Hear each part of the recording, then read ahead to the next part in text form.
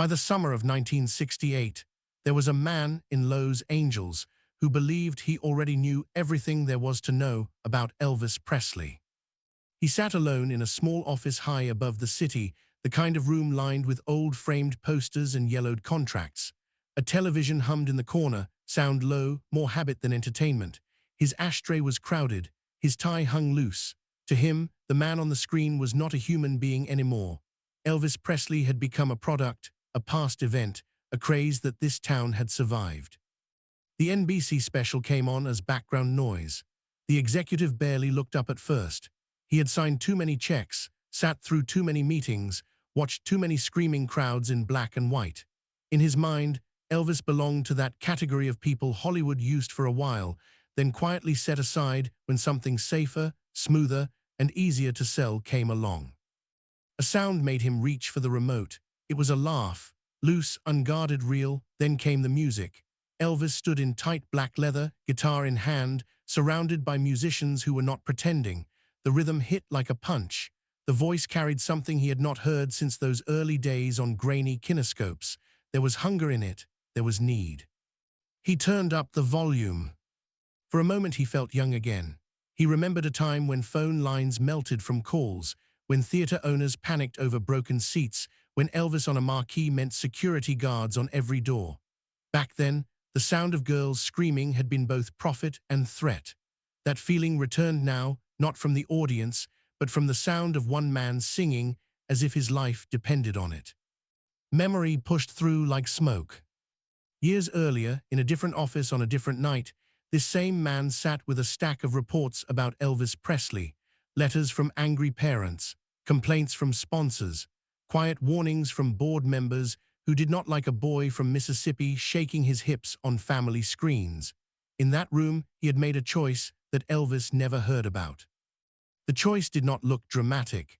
There were no raised voices. There was a short conversation, a few sentences that sounded calm and reasonable. A director wanted to build a serious, dramatic picture around Elvis. A few younger executives thought it might work. The older man at the head of the table did not agree. He said very softly that the company would not build an important movie around a singer who frightened sponsors. He said that the boy was fine for light entertainment, but too risky for prestige. Then he did something that would follow Elvis for years. He dictated a short note to his assistant, a memo that went to the right desks with the right tone. The note did not use ugly words. It did not say blacklist. It did not sound cruel. It simply stated that serious projects should not be built around Elvis Presley. If producers wished to use him, it recommended light musical vehicles only, nothing that would risk awards, image, or relationships with conservative partners. That memo became a quiet wall around Elvis's career.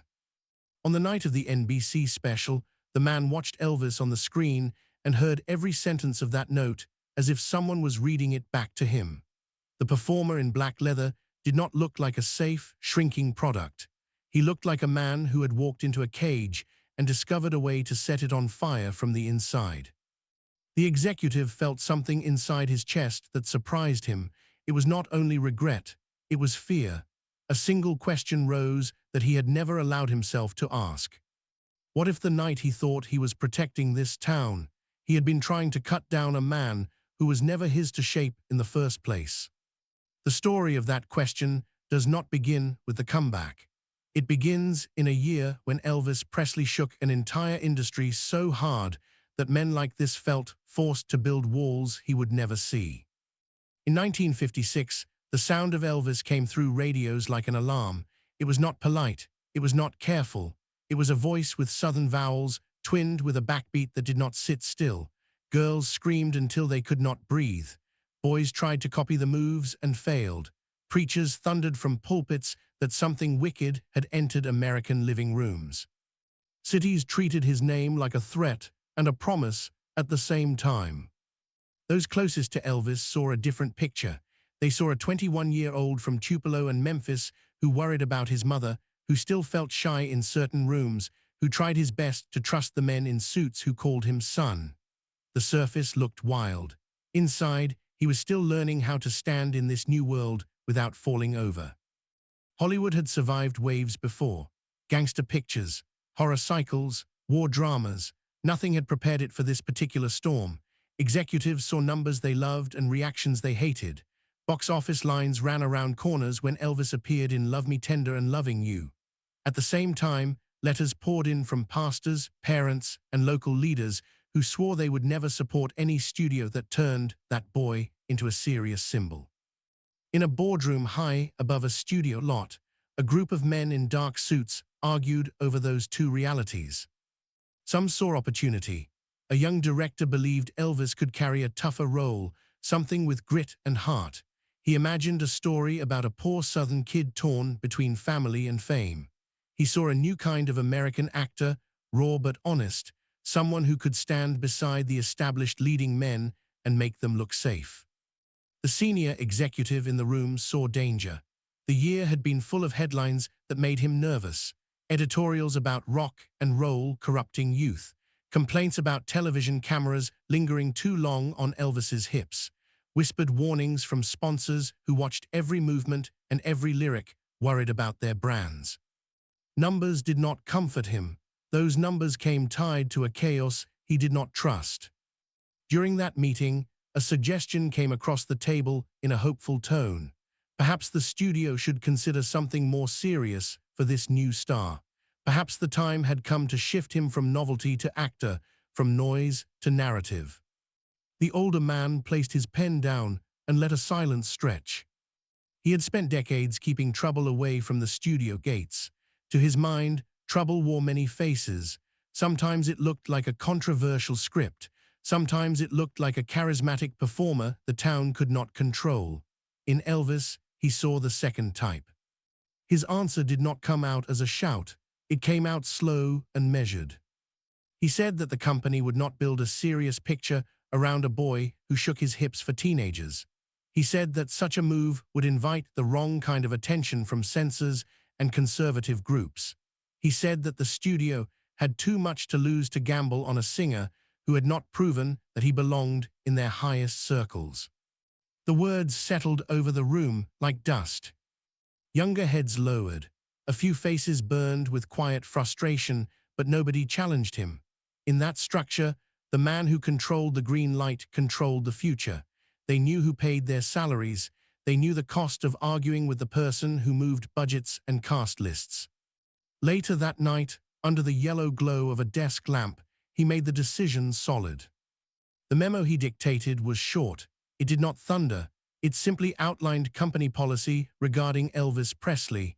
He would remain welcome in lighter musical projects. He would not be considered as the central figure for prestige dramas. The language framed the choice as prudence, as caution, as balance. Assistants sent copies to a careful list of producers and casting heads. No one outside that circle ever saw it.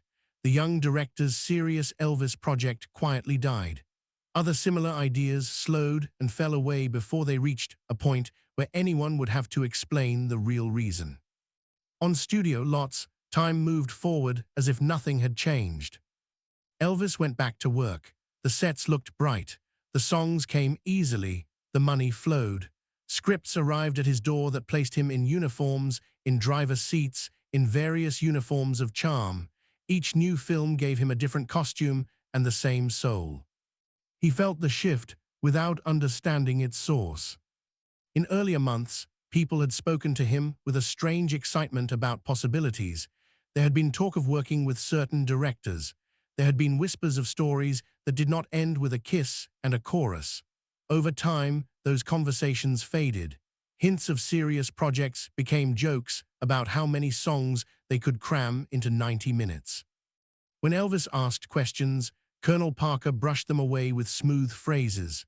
The colonel told him that they had more offers than they could ever accept. He said that simple pictures with many songs would keep the money steady and the fans satisfied. He promised that there would be time later to think about heavier things. From the outside, nothing looked wrong. Audiences cheered, posters sold, records spun, studio accountants were happy. Newspapers printed photos of Elvis in various costumes, each one a new version of the same smiling hero. The world thought he was conquering film, one light musical at a time. Inside, small doubts grew. He would finish a long day on set and stand alone in his dressing room, script pages scattered, makeup half wiped away. Moments from the day replayed in his mind. He remembered lines that tasted like cardboard, scenes where he felt like a guest in a story that did not really exist, jokes that relied only on his name. The same question returned again and again, even when he tried to push it aside. If the town liked him this much, why did it never trust him with anything that truly mattered? The answer sat in filing cabinets and quiet conversations miles away, in offices where people had made decisions about him without ever looking him in the eye. He would never see the memo that carried his name. He would only feel the results of it, like a ceiling that appeared when he tried to look too far up. The man who signed that memo told himself he had saved the studio from risk. He told colleagues over drinks that Elvis was better off where he was, that too much seriousness would only expose his limits. He believed that the box he had built actually protected both the company and the boy. In his mind, he had done the right thing. Elvis kept working, unaware that invisible hands had lowered the range of his future. Year by year, the roles began to blur. He remained thankful, remained polite, remained hopeful that the serious offers would come when the time was right. Somewhere down the line, he would find out that time in Hollywood did not move the way he believed. The night of the memo was quiet. No doors slammed. No protests filled the air outside that office. One man simply chose to keep Elvis away from the highest level of Hollywood dreams, and a room of others let that choice stand. That is how the first wall went up around Elvis Presley. That wall would not show up in any biography. It would not appear in public timelines. It would live only in forgotten paperwork and the habits of frightened men. What that wall could not predict, and what the man who built it never understood until years later, was the way Elvis would respond. Not with lawsuits, not with public complaints, not with a retreat. He answered the only way he knew how. He kept walking onto sets. He kept walking into studios. He kept stepping up to microphones, even when the songs felt smaller than the ache in his chest. Every time someone lowered his ceiling, he added another layer of experience beneath his feet. On that night in 1968, the man who wrote the memo finally watched the result. He heard a voice that had walked through 10 years of small rooms and came out somehow larger. He watched Elvis sing as if he was pushing against every unseen decision ever made about him. In that performance, the executive finally saw what his memo had never accounted for. A piece of paper can set limits. It cannot measure the force of a man who refuses to live inside them. By 1958, the noise around Elvis Presley sounded very different from the chaos of 1956. The screaming crowds remained, the records still sold, and the movies still filled theaters, but another sound had joined the mix. That sound came from Washington, from church pulpits, from cautious advertisers who watched every headline and every movement. The draft notice that arrived for Elvis felt, to many of them, like a gift. Newspapers ran patriotic angles. Commentators praised the idea of the wild young star trading his glittering suits for a uniform. On the surface, it looked like duty. Inside certain offices, it looked like a pause button. Inside one of those offices, the same Hollywood insider who had signed that quiet memo stared at a thin government envelope on his desk and saw opportunity. The town would not have to argue about Elvis's image in serious films for at least 2 years. No one would push to cast him in a drama about war or politics while he actually served in one. That pause made the older man feel safe. He told himself that by the time Elvis came back, the country would have moved on from the panic of the early rock and roll years. Executives could shape him into something quieter, something easier to manage. In meeting rooms lined with polished wood and careful faces, conversations about the future of movie stars rarely included Elvis's name anymore. When studio heads discussed who would carry the next wave of important films, they spoke of classically trained actors, clean-cut heroes, men whose scandals fit neatly inside controlling press releases. Elvis lived in a different category on their charts. His name appeared on pages labeled youth pictures, musicals, and exploitation cycles, labels that looked harmless until someone tried to erase them. A young writer watched all of this from the outer edges of power. He worked late in a small office down the hall from larger doors, one of those places where the carpet carried more coffee stains than status. He grew up on the raw records that first shook the country. When he listened to those early tracks from Sun, he did not only hear the beat. He heard hesitation, struggle, and longing in the way Elvis stretched certain words. In that voice, the young writer heard more than a singer. He heard an actor nobody trusted yet. Long nights turned into draft pages. The script he wrote followed a poor Southern boy who went to war and came home carrying something heavy that fame could not fix. The main character did not wear perfect hair or deliver polished speeches. The character flinched when cameras flashed. The story included family scenes that cut close to the bone. It felt rough, personal, and painfully real. The writer saw Elvis in every scene, not as a product, but as a human being who could stand beside any dramatic actor in town. After weeks of quiet work, he carried that script to his immediate supervisor, hoping for a small miracle. The supervisor read it faster than expected and saw something in it that moved him. Those pages told a story that fit the national mood, a story about a generation that went away, came back changed, and struggled to find a place in a world that only wanted their surface. Elvis, as the lead, suddenly seemed less like a gimmick and more like a reflection of the country itself. The script reached a table where decisions began to take shape. People around that table spoke in measured tones. A few liked the idea in theory. They admitted that the boy from Memphis had something in his eyes the camera loved. They remembered the natural timing he sometimes showed in lighter scenes. They knew his face on a poster meant money. They also remembered every line of that memo on Elvis, even if no one held the paper in front of them. An older executive cleared his throat. He repeated the same logic that had written that memo in the first place, only this time the words came out as friendly advice. He said that building a serious film around Elvis would unsettle sponsors. He said that the board preferred to keep the singer in safe vehicles, nothing that would invite controversy or serious criticism. He added that the town had made mistakes before when it tried to turn untrained performers into dramatic leads. There was no reason to repeat that risk. The energy in the room cooled. Support for the project shrank into private thoughts. By the time the meeting ended, the script had shifted categories. It was no longer a possible vehicle for Elvis. It was now an interesting idea that might suit someone else later. The young writer heard about that decision secondhand, through softened phrases and vague lines. No one told him that a single memo written in a different year had already set the boundaries for what Elvis could dream about. Across the studio, polite words repeated the same choice. Producers who liked Elvis personally still avoided his name when they discussed award season projects. Casting heads heard the unspoken rule each time they mentioned him in connection with serious roles and watched the temperature in the room drop. No one ever said the word blacklist aloud. Patterns formed anyway. Suggestions faded. Ideas involving Elvis in real drama died quietly in early drafts. Meanwhile, on army bases in Germany, Elvis lived a very different reality. His days filled with routine, training, and moments of surprising calm. He heard about music charts and movie schedules through letters and visitors. Hollywood felt far away, yet always present. Plans continued without his voice. Contracts waited for his return. Scripts lined up in stacks he had never seen. The colonel stayed busy keeping the machine warm. Two worlds moved at different speeds. In one world, executives built a future without him in their most important slots.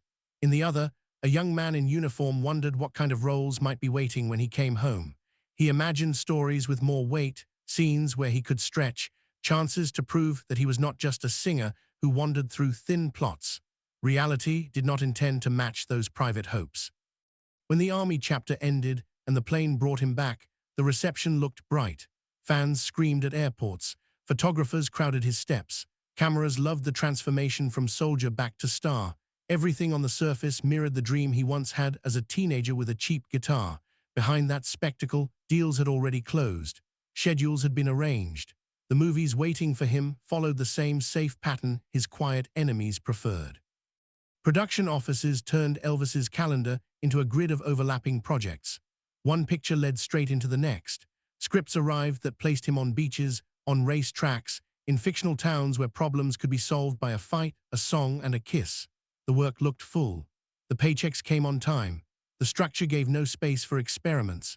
Every time someone suggested a different type of role, that idea ran into invisible resistance long before it reached Elvis's doorstep. Inside recording studios and on sets, Elvis remained professional. Lines were learned, songs were recorded. Other performers watched him turn scenes that read flat on the page into something watchable through charm alone. Directors appreciated how quickly he understood blocking, timing, and tone. Crew members joked that he could hit his mark in his sleep. That skill kept production under budget and on schedule. Those results pleased the men in the high offices. After long days, quiet moments hit harder. Elvis would finish a scene where his character smiled through a problem that never felt real and feel a soft ache that he could not explain to the people in charge. Scripts kept arriving that offered less than what he knew he had inside. Even during silly songs, flashes of true feeling came out when lyrics brushed against topics he understood. Those flashes never grew into full roles. They remained sparks inside carefully controlled boxes. Friends noticed changes in his talk. Early in his film career, he had spoken with excitement about learning, about studying actors he admired, about possibly working with certain directors. Years later, conversations leaned more toward the music he wished he could make, the albums he wanted to build, the kind of live work he missed. The movies felt less like steps forward and more like a treadmill that never stopped. Somewhere across town, phones rang with possibilities that never turned into real invitations. A director known for tough dramas once called a colleague about an idea. He wondered out loud whether Elvis could handle a character who wrestled with darker issues. The person on the other end of the line listened politely, then guided the conversation towards safer names. That guidance came from years of habit built out of that first memo. No one shouted, no one forbade. Polite redirection did the work. In a column of call logs, that conversation became a short note. Talked about Elvis, decided against pursuing. The paper went into a file. Elvis never even knew the thought had surfaced. That pattern repeated more times than anyone would admit. Writers, directors, and mid-level producers thought of him, then remembered the tone in the building whenever his name got too close to serious business. Many chose an easier path. Someone else always seemed like a safer choice. The young writer who had once imagined a raw, honest film for Elvis learned this lesson the hard way. Each time he mentioned revisiting that script with Elvis in mind, older voices cut him off with careful advice. They praised his passion, then told him he would hurt his own career by pushing that idea. They suggested different actors. They reminded him that the town had already chosen what Elvis should be. A creative dream collided again and again with a wall built out of fear and career survival. Back in the office where the original memo had been signed, the Hollywood insider watched reports roll in month after month. Charts showed that Elvis pictures still made solid money, merchandising stayed strong. Overseas markets welcomed the light films more easily than darker stories anyway. From those numbers, the insider drew comfort. To him, the strategy looked successful.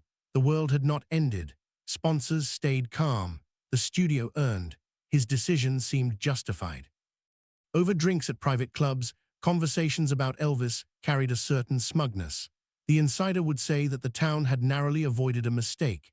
He would argue that turning that kind of volatile figure into a serious symbol would have backfired. He described Elvis as someone best kept in his lane. The phrase sounded harmless to guests who already agreed. That phrase held an entire man's potential inside it. The years pushed forward. New waves rose in popular cinema. Younger directors brought rougher energy to the screen. Films started to look less polished and more real. Audiences responded to stories about wanderers, rebels, and broken men trying to make sense of a changing world. Ironically, those roles belonged to actors who carried a rawness that looked very familiar to anyone who remembered early Elvis. One evening at a private screening, the insider sat in a dark theater and watched a new film by a younger director. The main character was a restless drifter, haunted and charming, dangerous and vulnerable at the same time. Every time that actor appeared on the screen, the room leaned toward him. The performance felt electric, untrained in the best way, full of small half-smiles and sudden flashes of pain. For the first time in years, a specific thought forced its way past the insider's defenses. He pictured Elvis in that role, The idea landed like a blow. He imagined the boy from those first TV appearances standing in that frame, saying those lines, carrying that wounded heart in his eyes. The match looked so obvious that his chest tightened. Memory of the memo returned with sudden clarity. He remembered the night he had chosen to keep Elvis away from parts like this. He remembered the younger faces in that earlier meeting, the disappointment they had tried to hide. For a very brief moment, he wondered whether he had steered the town away from an artist who could have carried an entirely different era on his back. That moment passed outwardly. He applauded with everyone else, shook hands, praised the director, and spoke of the lead actor's promise. Inwardly, a small crack had formed in the wall he once believed was solid. The memo that had looked like wise caution began to feel heavier on his conscience. He still held to his old story in public. He still insisted that the company had done the practical thing. A seed of doubt had been planted, and that seed grew in the silence between screenings, in the hours when the office emptied and the hum of the city became his only company. That doubt began to whisper a question he had tried not to hear for years. What if the man he kept in the smallest roles had been capable of something far bigger, something powerful enough to outlive every cautious decision made in rooms like his? The wall around Elvis remained in place for the moment. The machine that fed him light scripts and steady paychecks still moved. The people who followed the old memo still did their work without thinking. Yet far away from those offices, events were lining up that would soon slam into that wall with a force no one in those rooms expected. By the mid-1960s, Elvis Presley stood at the top of a hill that no longer felt like a victory. The house was big, the walls were full of gold, and the phone never really stopped. Offers kept flowing, scripts arrived in stacks, soundtracks lined up one after another. From the outside, it looked like a dream running on schedule. Inside his own chest, something important had gone quiet. Years of light films had turned into a blur. One production rolled straight into the next. There was always another character with a charming grin, another town that needed a song, another girl whose heart could be won by the final reel. The names of the movies changed. The feeling did not. Lines on the page often felt like copies of last year's words with different settings and slightly new jokes. Elvis understood how to deliver exactly what people expected. He showed up prepared. He hit his marks. He knew where to pause for a laugh and when to lift his eyes just enough to melt the audience. That talent kept film crews grateful and producers relaxed. Efficiency became part of his reputation. The machine stayed well-oiled. The money stayed strong. Night was less simple. After a long day on set, he would walk through rooms filled with reminders of his own legend. There were photographs from the early days when every performance felt dangerous and alive. There were records from sessions where the room had been so charged that even the band left with shaking hands. Those images and sounds did not match the thin scripts waiting on his dresser. Friends heard the shift in his voice when he spoke about work. At first, he had been excited about film as a craft. Those early hopes included dreams of complex parts and challenging scenes. Over time, the tone changed. Conversations leaned more toward the music he wished he could record, the gospel songs that still moved him, the feeling of playing with a band in a room without a camera. Fame had given him everything he thought he wanted as a poor boy from Tupelo. That same fame also trapped him in a pattern he had not chosen. In Hollywood offices, whispers about his mood began to drift through the halls. Agents repeated lines about frustration and boredom. Assistants delivered quiet reports that Elvis wanted something more than just another cheerful story with 3 songs and a happy ending. Those reports reached the same man who had signed the old memo years earlier. The Hollywood insider listened, but did not feel alarm at first. As far as he could see, the Elvis pictures still turned a profit. Overseas markets absorbed them gratefully. Merchandising worked. The safe box he had built for Elvis still looked strong. When people mentioned the star's restlessness, he waved away their concern. To him, it sounded like the normal mid-career itch of any performer who had done too many similar projects. Beneath that shrug lay a small unease. Something in the man remembered the electric force of the boy from the early days. That memory did not match the image of a tired product. It was easier to ignore that tension by focusing on numbers and schedules. One proposal cut through the usual noise. Executives at NBC began to discuss a special. Television had become the new hearth of America, and a primetime event with Elvis Presley promised huge ratings. The idea reached Colonel Tom Parker first, as big ideas usually did. The colonel saw a chance to place his client in front of the entire country in one shot. He also saw something else, a way to reinforce the safe image that sponsors loved. Early drafts imagined a gentle Christmas show. There would be decorated sets, familiar carols, and a smiling host in handsome suits. Families could sit together, feel warm, and see Elvis as a friendly figure who posed no threat.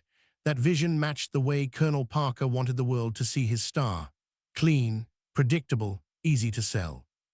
The creative team at NBC had a different picture in mind. Some of the younger people in those meetings had grown up with the wild version of Elvis. They remembered the scandal, the energy, the way he made even a small screen feel too small. They did not want a simple holiday backdrop. They wanted fire. They wanted to show the world what might happen if the man trapped in light films finally had a chance to stand and sing without a script pulling him down. A meeting brought these two visions into collision. On one side, Colonel Parker argued for a safe variety format. On the other, director and producer voices pushed for something raw, something closer to a concert, something that placed Elvis in the center with a band and very little between him and the audience. Elvis walked into those conversations, carrying years of quiet frustration. The jokes about silly movies had reached his ears. Critics mocked the scripts, even when they could not resist his charm. Serious artists in town kept their distance, as if he belonged to some lower tier. Supportive voices told him he was still beloved, that fans still cared, that the box office proved his value. Those reassurances did not erase the feeling that a large part of him lay unused. In that conference room, the pull came from two directions. Colonel Parker leaned on tradition and caution. NBC's creative team spoke to the part of Elvis that had felt starved for risk. As he listened, a realization began to harden inside him. If he followed the safe path one more time, he would sink deeper into the image that had begun to feel like a costume nailed to his skin. At some point, away from the crowd, he faced the choice alone. There were nights before the special when Elvis sat with old records and new fears. Tapes from his son days still carried the sound of discovery. Gospel tracks still made his hands tremble. Those songs came from a time when nobody had tried to shrink him into a single role. The man who listened to them now felt older, heavier with experience, but not finished. Thoughts circled the same point again and again. Hollywood might never pull down the wall it had built. Serious films might never arrive.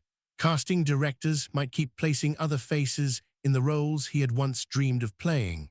One path remained open that did not require anyone's permission. He could step onto that television stage and sing like a man who knew exactly what had been taken from him. A decision formed quietly. He chose to treat the special not as a simple booking, but as his own line in the sand. The set pieces would mean less. The costumes would matter less. The key would be the way he sang, the songs he insisted on, the truth he refused to bury under polite cheer. Conflict grew as that decision leaked into planning. Colonel Parker pushed for a list of Christmas standards and light material. Sponsors expected comfort, not confrontation. Network executives with timid hearts agreed. They wanted the ratings Elvis promised, but they did not want letters from outraged viewers who felt politics or sadness had crept into their holiday. The creative team brought another song to the table. A new piece had been written in the wake of terrible national events, a plea wrapped in melody.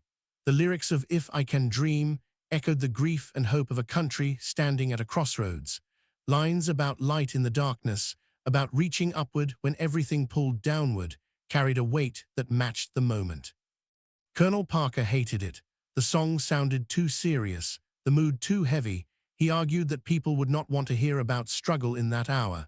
In his view, Elvis was supposed to give people escape, not reflection. The Colonel had built a career on keeping things simple. A song that mentioned dreams and better days felt like a risk without a clear payoff. Elvis listened, and for once his answer did not bend. Years of swallowing disappointment and going along with safer choices had left a scar. This time he felt that scar burn. The words of the song touched something inside him that went far beyond ratings or sponsor comfort. They sounded like the prayer of a man who had seen his own potential boxed and sold back to him in smaller pieces. Conversation turned sharper. The colonel raised his voice. Network people shifted in their seats. The room filled with warnings, numbers, and examples of shows that had gone wrong when they tried to tap into heavy subjects. Through all of that, Elvis held to a simple truth that would not move. He needed to sing that song more than he needed to please anyone in that room. When the decision finally came down, it landed on his side. The compromise built around him more than around the colonel. The special would include fun, laughter, and familiar moments, but it would also carry this closing statement, this plea for something larger than even his own story. Preparation for the special changed his energy. Rehearsals put him with musicians who did not treat the work as a tired obligation. Old friends brought back the feeling of the early days when the music had been everything. Jamming through old hits in a looser setting reminded him who he had once been before studios shaved off his edges. Sweat, jokes, mistakes, and sudden flashes of brilliance returned to the work. That old fire began to burn in his eyes.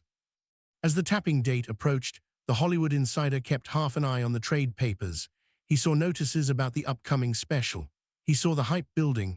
The information slid past his attention without much effect at first. In his mind, Elvis still belonged to that neat column of safe entertainers. A television event seemed like another step in a long line of projects that did not threaten his ordered world. The night of the special brought together all the threads that had been pulling at Elvis for years. He walked out in black leather, a choice that sent a clear message without a single word. The look was not polished movie glamour. It signaled a return to something raw, almost rebellious. Surrounded by a small circle of players, he laughed and cut loose during informal segments. Stories flowed. Quick riffs turned into full songs. The atmosphere felt like friends around a small stage rather than a carefully scripted program. Every minute of that energy chipped away at the image Hollywood had tried to fix on him. Then came the moment he had been moving toward in his own heart.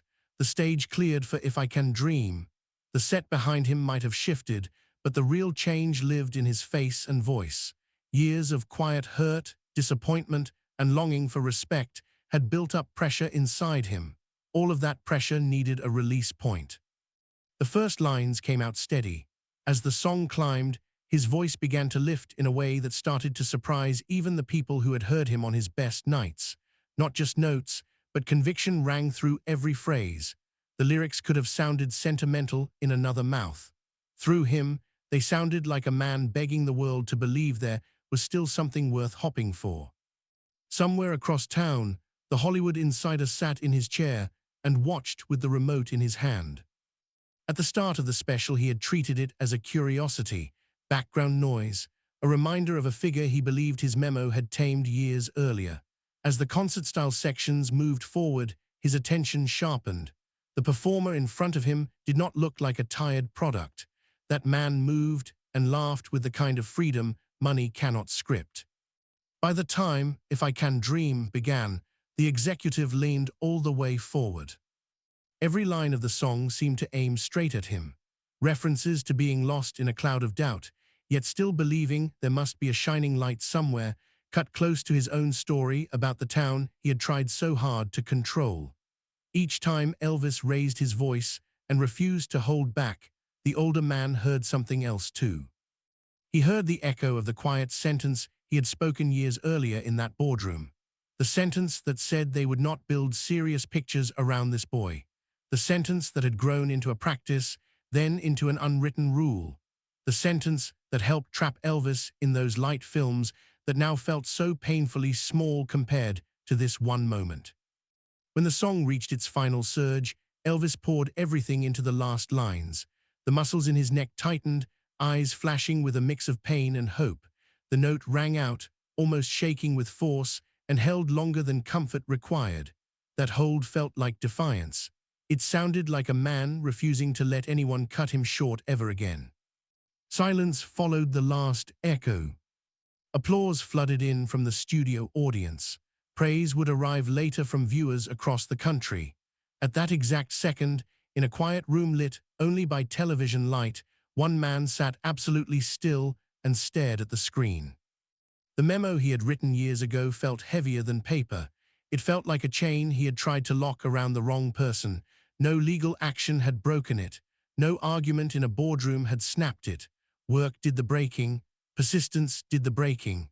A single performance on a single night swung a hammer he never saw coming. Elvis stood on that stage breathing hard, sweat on his skin, eyes full of something like relief. That image lodged itself in the insider's mind. It refused to leave even after the credits rolled and the commercials came on. Numbers in reports would later tell him how well the special had done. Those numbers would not capture the feeling that very nearly stopped his heart. For the first time since the day he signed the note that shaped Elvis's career from afar, he accepted a truth he had always tried to bury. No memo, no quiet blacklist, no line on an internal policy sheet could ever truly contain a man who finally decided to stop asking permission. The morning after the NBC special, the town woke up to numbers that spoke louder than any memo. Ratings sheets spread across desks like a new kind of scripture. Executives who had once treated Elvis as a fading product now stared at columns that showed something they had not expected. The audience had not only tuned in, people had stayed. They had watched, listened, and then talked to each other long into the night. Phones in network offices rang with praise. Viewers described feeling as if an old friend had finally come back to himself. Letters arrived from parents who had once been afraid of Elvis and now sat in their kitchens wiping tears after "If I Can Dream."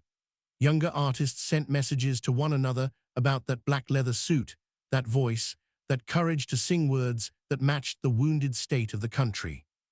For the town, it was a hit. For the man who had once signed a quiet blacklist, it was something closer to a reckoning. The Hollywood insider sat in his office with the blinds half closed and a ratings report in front of him. The column that mattered most showed how many people stayed through the last song. Very few turned away. Almost no one walked out. Millions had sat still and watched a man whom he had tried to keep in the small box of light entertainment. Memory played back harder than any tape. He remembered that night years earlier when he had declared that the studio would not build serious pictures around Elvis Presley. He remembered the faces of younger colleagues who had wanted to try. He remembered the memo that traveled through hidden channels and became a habit in people's minds. Those choices had felt smart, safe, and necessary. Now those same choices felt small beside the sound of one performance. A thought he had kept buried forced its way to the surface. The town had not really decided who Elvis was. The audience had. The people who lived far from boardrooms and sponsors had waited, watched, and then embraced the man as soon as he broke through the walls laid around him. News clippings began to reframe the story almost overnight. Columnists called the special a comeback, as if Elvis had vanished and returned in a single evening. That word made sense on paper. It looked neat and dramatic. It left out the decade of hard work in lesser films, forgotten soundtracks, and small compromises that had led to that moment. Those years had not been a clean sleep. They had been a long, restless night. Certain writers took the easy path. They mocked the old movies, joked about beach plots and silly songs, and spoke as if Elvis had wasted his talent through laziness or lack of ambition. The Hollywood insider read those lines and felt a strange mix of agreement and shame. Those films had been shallow. Those scripts had been thin. The man who bore most of the blame for that pattern was not the actor on the screen. The years that many people dismissed as bad had served a purpose that no one calculated at the time. Endless production schedules had taught Elvis discipline. Tight budgets and fast shoots had trained him to move, react, and find life even in dead dialogue. Repetition built a stubborn strength. Every day on a set, even a foolish one, taught him something about cameras, timing, and the weight of an audience's gaze. Without that long grind, the NBC special would not have felt like a rebirth. It would have looked like a simple concert. Because the town had pressed him down for so long, his rise on that stage sent a shock through people who thought they knew his limits. The insider gradually began to see that he had misread the entire equation. In his world, power lived in signatures and sealed doors. A single memo could starve a project before lunch. A phone call could rewrite a cast list. He had believed that the town decided who mattered and for how long. That belief guided every careful choice he thought he made for the good of the business. The NBC special showed him another kind of power. Ordinary people in small houses, crowded apartments, and lonely rooms had decided that Elvis still meant something to them. They were the ones who remained loyal through thin films and recycled plots. They were the ones who turned up the volume on that night, who felt their hearts jump when he stepped out in black, who leaned in when he sang about dreams in a world that seemed full of smoke and sirens. A blacklist can shape opportunities. It cannot erase the bond between a voice and the people who trust it. This realization did not come in a single dramatic moment. It arrived slowly, in fragments. The insider listened to younger colleagues speak with fresh respect about Elvis. He watched new singers and bands nod toward the special as a turning point. He heard phrases like timeless and iconic attached to the man he had tried to keep in the lowest risk category. Each new compliment felt like a verdict on his own past decisions. In later years, as his own power began to fade and new names filled the lists he used to control, the insider found himself speaking more carefully about that period.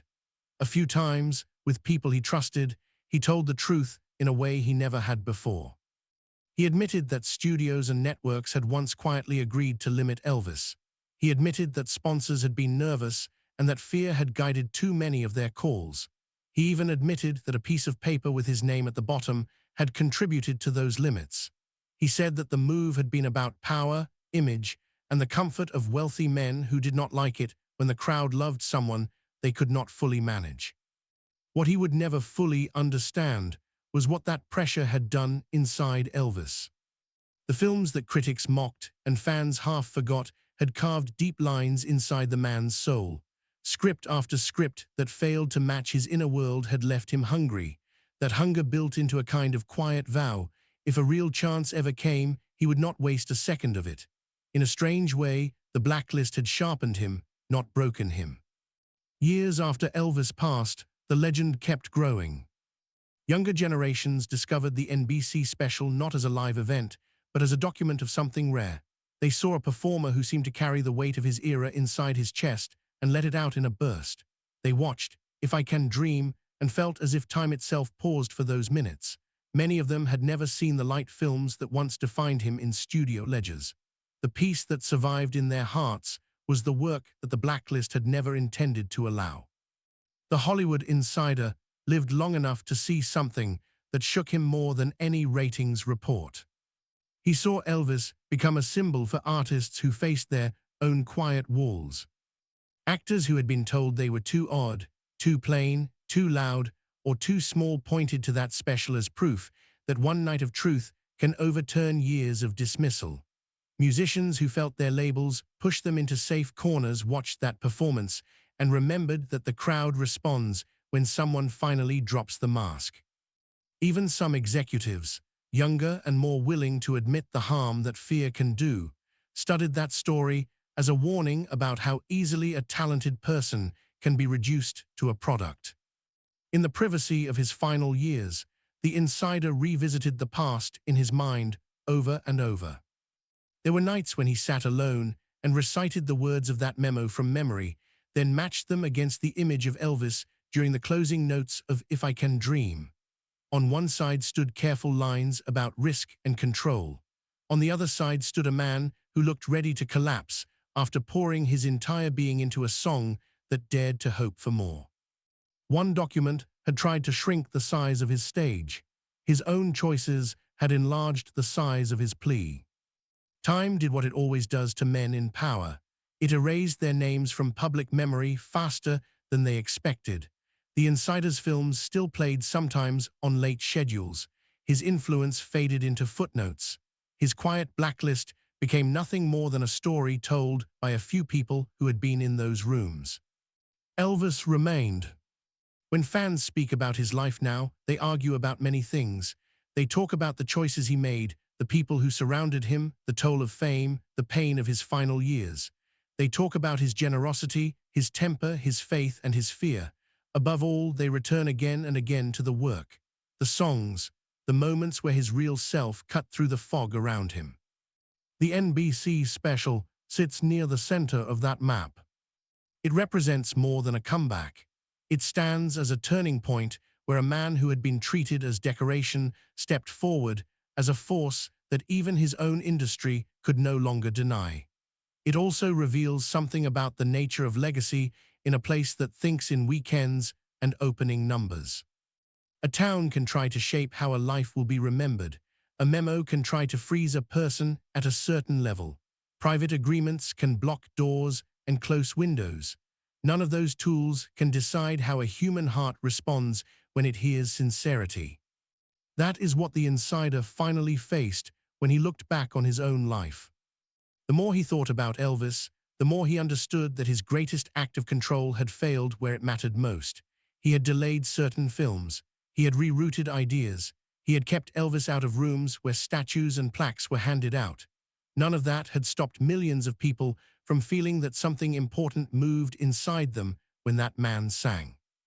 In the end, the most powerful revenge that Elvis ever took on Hollywood did not come in the form of lawsuits or public speeches.